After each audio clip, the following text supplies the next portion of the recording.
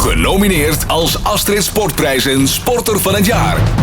Anouska Koster.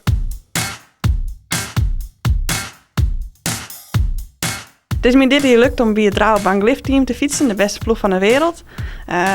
Dat is natuurlijk een heel mooie prestatie van Nathalie Friesland. Dus daarmee kunnen we het mooi op elkaar zetten. Dus veel rennen in Nathalie Friesland in de lift. Dus stem op mij.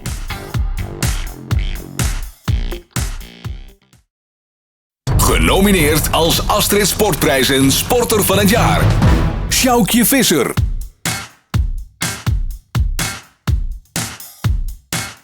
Hoi, ik ben Sjoukje Visser en de sport die ik beoefen is het keertsen. Ik vind het keertsen een machtig spultje en ken ik heel wat genietje van een prachtige bovenslag.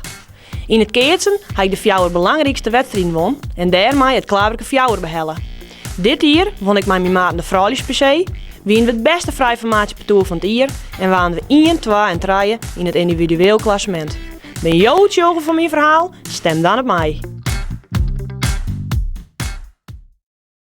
Genomineerd als Astrid Sportprijzen Sporter van het Jaar. Trudy Veenstra.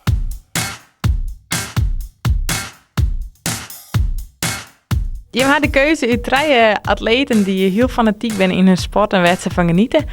Ik ben een van die atleten die graag van de triathlonsport geniet.